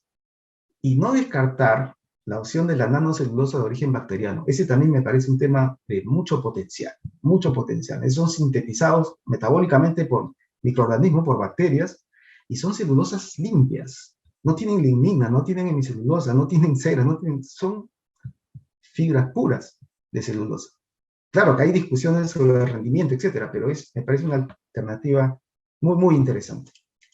Bueno, 20 minutos me van a dar cortos, así que ahora voy más rapidito. Sobre las nanopartículas de óxido de cobre. Ya, esta es una de las fotos más bonitas que han salido del proyecto. Sí, porque tienen esta estructura de flores, que mostró también Silvia, ¿no? Pero bueno, la técnica de precipitación en realidad no es muy compleja. Se trata de poner un par de soluciones de cobre, por ejemplo, en nuestro caso hemos usado acetato y sulfato, o mezclar las dos. Se pueden usar surfactantes, de manera que tú puedas controlar la forma. Nosotros no hemos usado, solamente con agua, ¿no? Y ya han salido estas estructuras que son con hojas, que habría que ver todavía en un estudio más detallado si son ventajosas o no para los fines de que sean antibacterianos. Y acá hay algunas referencias que me parecieron interesantes, ¿no? En este trabajo tenemos esta estructura. Acá hay unos 3 artículos más, incluyendo unos colegas de Mónica Gómez, de la UNI, que también trabajó fabricando estas nanopartículas. Y a todos les sale más o menos la estructura floreada. Y todos usaron agua solamente, sin ningún otro agente de control. Entonces ahí parece que hay un patrón interesante. O la de nosotros salió mucho más definida, ¿no? Pero hay toda una teoría que nos permite regular esto. No hay tiempo, no la voy a explicar muy bien, pero mucho tiene que ver con el solvente. Si uno usa como solvente el agua, el crecimiento de la partícula, eso es lo que dice esta ecuación, ¿no? El crecimiento de la partícula es muy rápido. Y cuando es rápido, fuera del equilibrio, crecen en estructuras irregulares, no superficies esféricas o formas definidas, muy irregulares. Entonces se puede controlar. Hay herramientas teóricas para definir más o menos qué forma de nanopartículas de CO estás buscando. Finalmente, aquí hay algunas muestras de películas, también las ha mostrado Silvia ya. Pero así, estamos trabajando como dos técnicas paralelas, ¿no? Por ejemplo, una de las técnicas es cuando es posible mezclar los componentes en seco, los molemos. Hacemos un nanocompósito en polvo en seco y a ese nanocompósito, a esa mezcla seca, por ejemplo, nanocelulosa, las partículas de óxido de cobre, y aquí le puedo poner un plastificante, podría ser, por ejemplo, un plastificante como almidón o PVA, mezclo los tres en estados sólido, pulverizo, y luego hago la película. Esa es una opción. ¿Ya? Hemos conseguido películas de este tipo, ¿no? Que tienen bastante homogeneidad, buena transparencia, aunque son delgadas todavía, no están todavía para hacer mediciones mecánicas, porque son delgadas, pero ya demuestran que se pueden hacer mezclas variables con esta tecnología. Bueno, acá hay otros ejemplos, por ejemplo aquí con 4% de celulosa, un plastificante de PVA, es un material inofensivo, el PVA, un soluble en agua, pero también se consiguen estas películas. Acá hay uno de 50-50, 50% de nanofibra de celulosa de bolaina, todo esto de bolaina, ¿no? En PVA. Y ahí también tienes estas películas. Aquí ya se le agregó nanopartículas de cobre, ya se nota la coloración marrón. Y finalmente me estoy pasando el tiempo, perdón, ya estos son resultados de ayer, ¿no? Entonces, aquí hemos probado el efecto antifúngico, no antibacteriano. Un poco aposté, porque se me presentó la oportunidad de casualidad, de ver si las nanopartículas de óxido de cobre podrían retener o inhibir el crecimiento de estos dos hongos, el Aspergillus y el Penicillium, ambos presentes en alimentos. Y bueno, yo diría que no es definitivo, pero hay algo que se puede ir viendo. La muestra, en realidad, fue un trozo de cuero y un polímero, es un acrilato, embebido con las nanopartículas de cobre que se hicieron en laboratorio. Entonces aquí tienen el crecimiento del hongo. En el caso de la muestra, la primera muestra está recubierta con nanopartículas de cobre sintetizadas con acetato. La del centro es mitad acetato, mitad sulfato. Y la tercera es solo con sulfato. No he tenido tiempo ni de ponerle los nombres. Entonces son 3 muestras hechas en laboratorio, pero con diferentes solventes. Y al parecer, la muestra hecha con acetato inhibe más el crecimiento de los hongos sobre la superficie que está recubierta con nanopartículas de óxido de cobre. En las otras dos no, hay un cubrimiento mayor. Y este es el segundo hongo, en el Aspergillus. Y aquí se nota también más o menos un patrón de que la primera muestra, la que fue fabricada con acetato, es recubierta en menor grado que las otras por este hongo, el Aspergillus. No es un experimento programado, simplemente aproveché la oportunidad que alguien estaba haciendo pruebas con otro tipo de nanopartículas y quise probar aquí las nanopartículas de óxido de cobre. Pero de todas maneras es un indicio que hay que seguir estudiándolo con más detalle. Ojo que no es lo mismo, ¿no? Una actividad antibacteriana que una actividad antifúngica, ¿no? Son microorganismos diferentes, así que toda la teoría que se ha hecho para bacterias no necesariamente coinciden o son válidas para las que ocurren en hongos. Hongos y bacterias pues son microorganismos distintos, ¿no? Creo que uno es eucariota y la otra no, procariota, ¿no? No sé si el mecanismo de reproducción va a ser afectado de la misma manera por nanopartículas de cobre. Bueno, en fin, esto es lo que quería mostrarles. Hemos sacado varias conclusiones, hay más trabajo por hacer, pero yo creo que han sido valiosas. Muchas gracias. Muchas gracias, a ver, por la información y los experimentos y las cosas que has venido haciendo. Realmente hay un montón de cositas que de hecho hay que seguir investigando, ¿no? Para poder llegar al fin definitivo, ¿no? Todavía nos falta un poquito. Ahí vamos. Y ahora vamos a escuchar la presentación de Sergio Arango, quien es el tesista por la Universidad Nacional Agraria La Molina. Su título de su presentación es Evaluación de nanocelulosa fibrilar obtenida a partir de bolaina blanca, Guasuma crinita. Adelante, Sergio. Buenas tardes a todos. Muchas gracias por la presentación, doctora Silvia. Bueno, tras la clase, diría yo, la clase maestra que nos ha dado el profesor González, tanto como el profesor Gutarra, esta introducción bastante dinámica y bastante buena que hemos tenido. Supongo que no me queda mucho que decir, más que mostrar algunos resultados del proyecto desde la parte de la que yo trabajé. Y bueno, ¿Ya se está compartiendo mi pantalla o todavía no? Sí, sí, sí. Ok, ok, queda claro. Hola, bueno, antes de comenzar quisiera saludar a todos los participantes que están acá, acompañándonos para ver este tipo de proyecto que se realizó en conjunto la Universidad Agraria La Molina con la Universidad de Lima. Como ya se mencionó anteriormente, el proyecto se dividió prácticamente en dos fases. La primera de ellas fue la obtención de nanocelulosa y fabricar los papeles.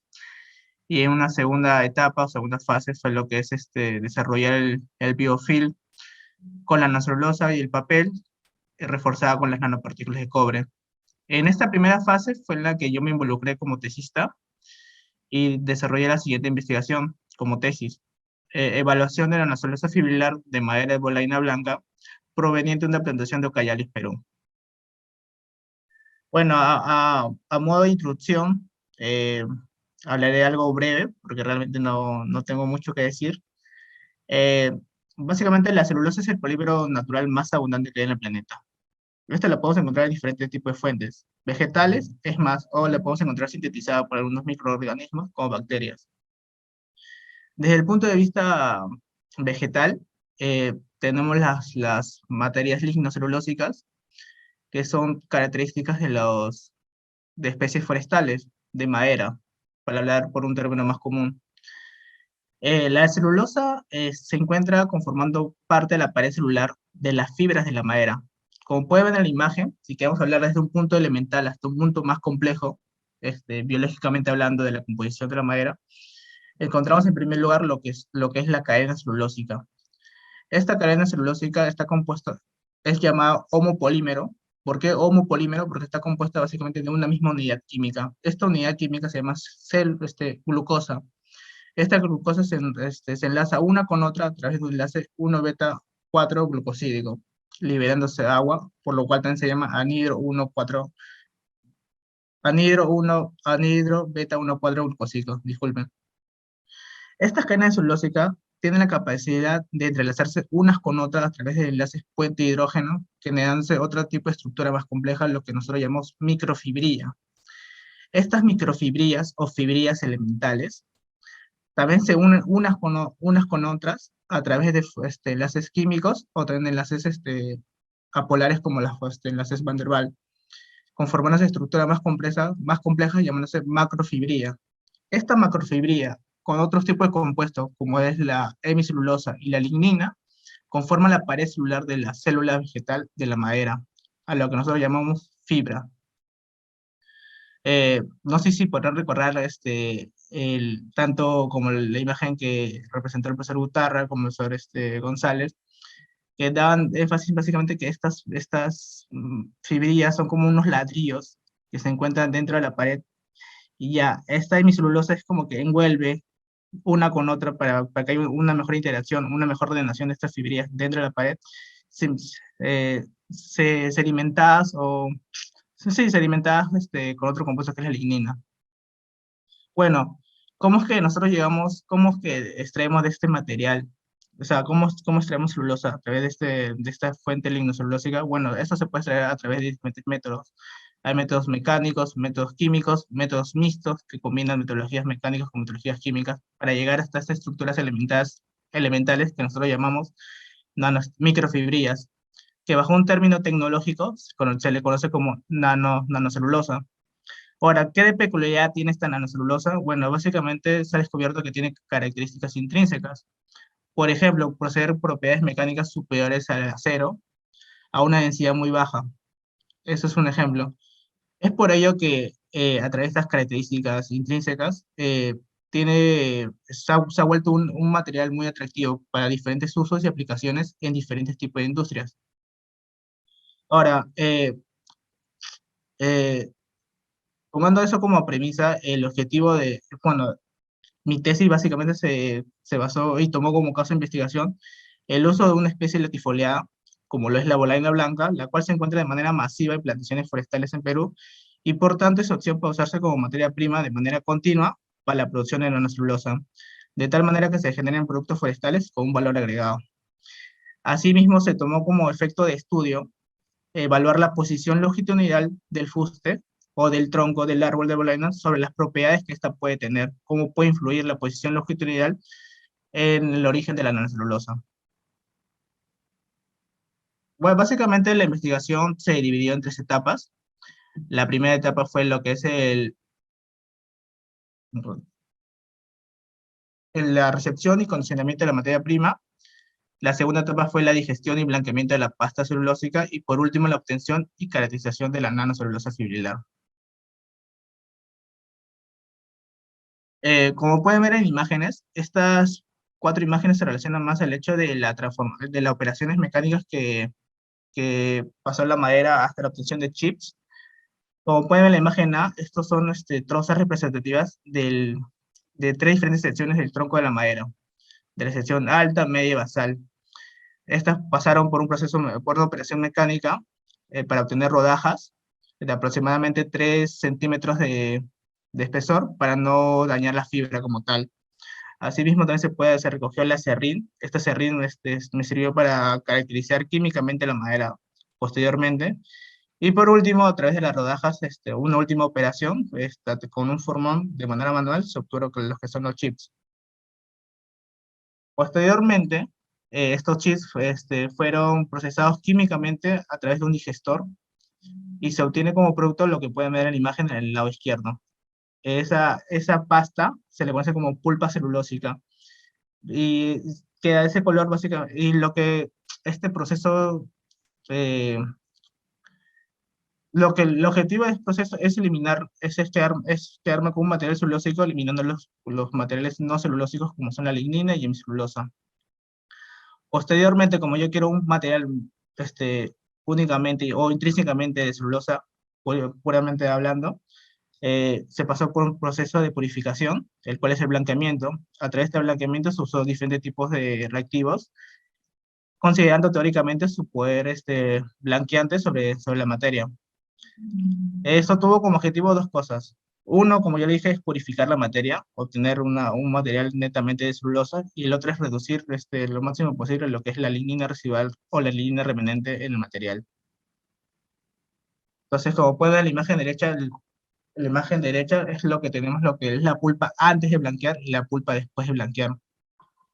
Esta pulpa también parte de la pulpa también fue utilizada para el desarrollo de papeles, y la otra parte fue o sea, la misma pulpa una fue para el desarrollo de papeles y también para el desarrollo de la celulosa.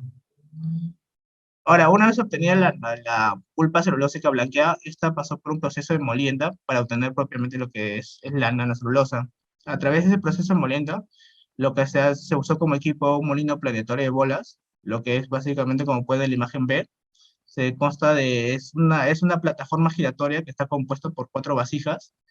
En cada vasija se pone adentro la pulpa a una concentración de agua, y también en su interior se le ponen unas arcillas, unas bolas de arcillas. Entonces, al momento de girar el módulo, esta va a generar sus fuerzas centrípetas, lo que va a hacer que mueva las bolas y va a generar una fuerza de sellamiento sobre la pasta.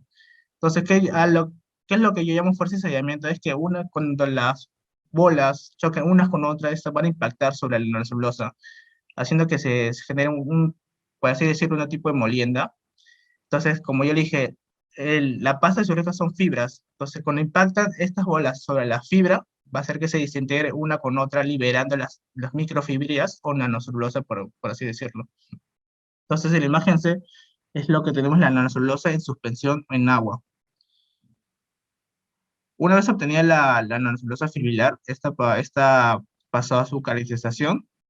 Primero fue el desarrollo de la reología bajo el ensayo de grado de polimerización, el cual fue calculado a través de viscosidad intrínseca.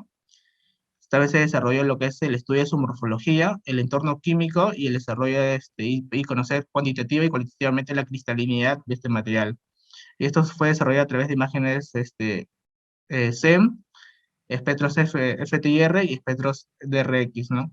Y por último, también se quiso conocer lo que es la termostabilidad y la absorción y la capacidad de absorción que puede tener esta nanocelulosa sobre tintes de azul de metileno. Bueno, como resultados, en primer lugar, lo que puede ver la imagen es el desarrollo, bueno, da a conocer lo que es el tema de rendimiento acumulativo que tiene el desarrollo de nanocelulosa desde madera hasta nanocelulosa. El rendimiento promedio que se obtuvo es aproximadamente el 32%, donde básicamente la pérdida de rendimiento o la caída de pérdida de material se dan lo que es los procesos químicos propios de la digestión y blanqueo de la pulpa, donde se puede ver en la imagen, donde se pierde aproximadamente el 50% de la materia prima. Con respecto a la calcificación de la nanocelulosa, se tuvo que la parte basal tiene un mayor grado de polinización, es decir, que las cadenas celulósicas de la parte basal son más largas, y esto, teóricamente, hablando, sí tiene sentido debido a que la madera se desarrolla, este, es más desarrollada en la parte basal que en la parte apical, debido a que la parte basal tiene cadenas celulósicas más reticuladas unas con otras, ¿no? Por último, también como se mencionó, se desarrolló el estudio de la morfología de la celulosa, una para determinar el diámetro de esta que esta puede tener y la forma que esta tiene. Con respecto a la imagen A, podemos ver lo que es la nanofibrilla liberada, ¿sí? Y con respecto a su morfología, se puede ver básicamente que mantiene un aspecto similar a la fibra original. En la imagen B, lo que se puede ver es la fibra y cómo esta se está desfibrilando, cómo es que se está liberando las nanofibrillas que la componen. Y la imagen C es básicamente lo que se podemos ver es una apariencia rugosa que tiene con la que terminan las fibrillas, o las microfibrillas, perdón. Y esto es debido a la pérdida de los elementos no celulósicos, como la hemicelulosa y la lignina, que como ya lo mencioné anteriormente, estos compuestos básicamente la función que tienen es alimentar las fibras celulósicas unas con otras, y al perderlas hacen que tengan esta apariencia de desgaste o rugosidad.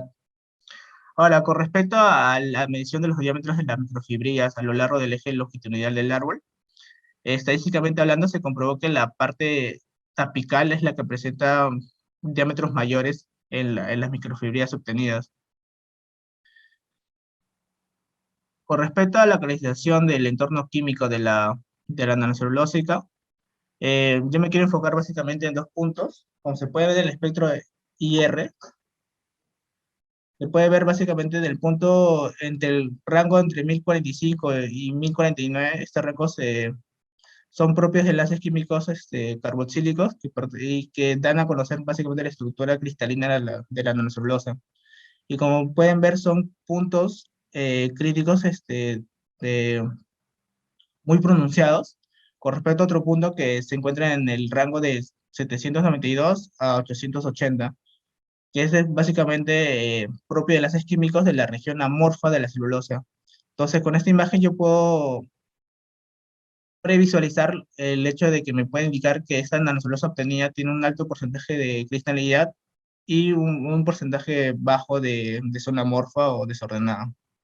Asimismo, también me debe indicar que los procesos químicos usados han tenido gran efecto debido a que no presento enlaces característicos de tanto de la hemicelulosa como la lignina. Por último, para saber la caracterización cualitativa como cuantitativa de la zona ordenada de la nanocelulosa obtenida, eh, como ya lo mencionaba anteriormente, cualitativamente hablando, se categorizó esta celulosa como un tipo 2. De la zona apical, básicamente se demostró que los picos obtenidos en estos espectros IR son característicos de una celulosa tipo 2, tipo beta. Y tanto para la zona basal como la parte media, son picos o son espectros característicos de una celulosa tipo 1, tipo alfa.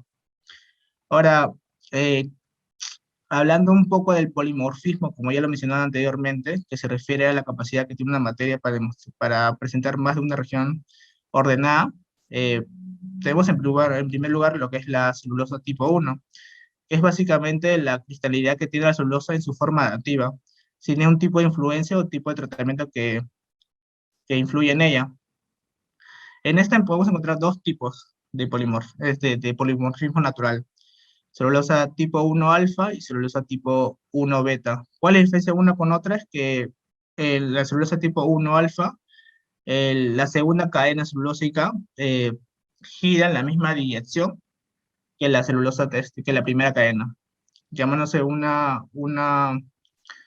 cristalinidad clínica, a diferencia de la tipo beta, que es el antónimo de esta, ¿no? En vez de la segunda cadena, en vez de girar en la misma dirección que la cadena, que la primera cadena, esta gira del lado opuesto, generándose una cristalinidad monoclínica, que es característico de celulosa tipo 1, tipo beta. Posteriormente tenemos lo que son la celulosa tipo 2, tipo 3, tipo 4, que es básicamente se refiere a los tratamientos que se pueden incluir sobre estas para modificar su estructura. Entonces, por ejemplo, la más común es la celulosa tipo 2, que se obtiene bajo modificaciones en hidróxidos, en reactivos alcalinos, como el hidróxido, que es el principal agente, el principal reactivo que se usó en este medio para la obtención de la pasta celulósica.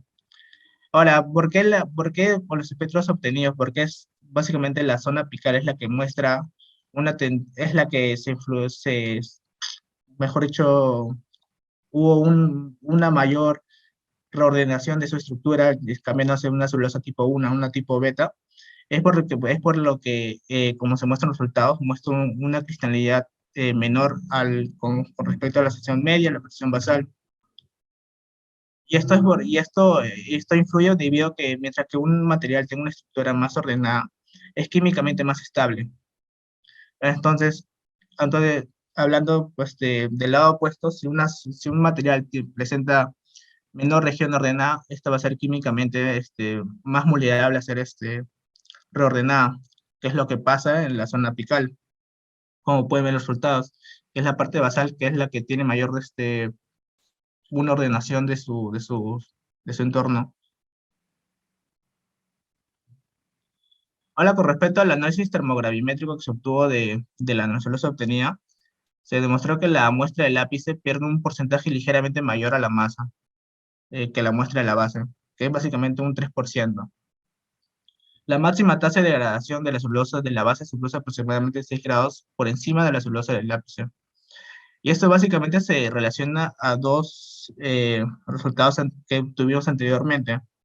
Uno es que se demostró que la parte basal tiene mayor grado de cristalinidad, y como ya se mencionó anteriormente, esto está relacionado con su estructura química. Si tiene mayor grado de cristalinidad, químicamente va a ser más estable. Al ser químicamente más estable, va a presentar mayor termoestabilidad. Ahora, con respecto al grado de polinización, también se demostró que la nanocelulosa originaria de la parte basal tiene mayor grado de polinización. ¿Qué es el grado de polinización? Las unidades de monómeros que componen la cadena celulósica. Al presentar mayor cantidad de unidades de monómeros de glucosa, esta va a presentar mayor masa molar. Y al presentar una mayor masa molar, va a presentar mayor masa a ser degradada térmicamente hablando. Ahora, por último, como ya se mencionó, se quiso medir lo que es el poder de absorción que tiene la nanocelulosa sobre algunos tintes. En este caso se usó el azul de metileno, y el experimento se hizo en dos concentraciones diferentes, usando dos masas diferentes de absorbente o de nanocelulosa. En el primer cuadro se puede ver cómo en un inicio una concentración de 20 partes por millón, usando en primer lugar 50 miligramos de nanocelulosa, ¿no? En ese sentido, se pierde aproximadamente, la concentración baja aproximadamente a la mitad. Pasa de 20 partes por millón de azul de metileno, baja a 9 o a 10, ¿no? Lo mismo ¿y qué pasa si aumentamos la masa? En ese sentido, la concentración baja en un 75%, bajando de 20, bajando a 6 o a 7 partes por millón. Esta misma tendencia ocurre con una disminución de la concentración de azul de metileno, bajando de 10 partes por millón aproximadamente hasta los 6, usando una masa absorbente de 50 miligramos, y al duplicar la masa absorbente o de nanocelulosa, baja de 10 a 4 aproximadamente partes por millón. Entonces, numéricamente hablando, o ya específicamente hablando, el poder de absorción básicamente se refleja en un poder de de atracción de moléculas mayor en la parte alta, con 65% numéricamente hablando, y estadísticamente diferenciada de la parte media y basal. Y esto se explica a que la parte alta, al tener una mayor zona amorfa con respecto a la parte media y basal en su estructura, es químicamente, como ya dije, es químicamente más vulnerable a generar interacciones químicas con otros tipos de moléculas, como es el azul de metileno. Es por ello que presenta mayor porcentaje de absorción en esta sección. Por último, se obtuvo como conclusiones, desde el punto de vista en la que se enfocó mi investigación, que el rendimiento de la nanocelulosa fibrilar obtenida desde madera de bolaina de 3 secciones del fuste de 3 años y medio de edad fue en promedio 32%. Las microfibrillas o nanocelulosas de la sección apical presentaron mayor diámetro con respecto a las microfibrillas de las secciones media y basal. La cristalinidad y el grado de polimerización de la nanocelulosa fibrilar obtenida fue mayor en la sección basal, aumentando su termostabilidad en comparación de la nanocelulosa fibrilar proveniente de la sección media y apical respectivamente. La nanocelulosa fibrilar obtenida presentó características de absorción favorables, donde la proveniente de la sección apical fue la que mostró mejores resultados. Se puede proponer que la nanocelulosa fibrilar obtenida de madera de bolaina mediante molienda mecánica pueda obtener un uso en la industria papelera como agente de refuerzo y mejora en propiedades de absorción de tintes de azul de metileno. Y mejora de propiedades en la absorción de tintes en general. Eso es todo. Muchas gracias, Sergio, por tu presentación. Ya sustentaste tu tesis, ya es un gran logro, ¿no? Muchas gracias por su participación. Hasta luego.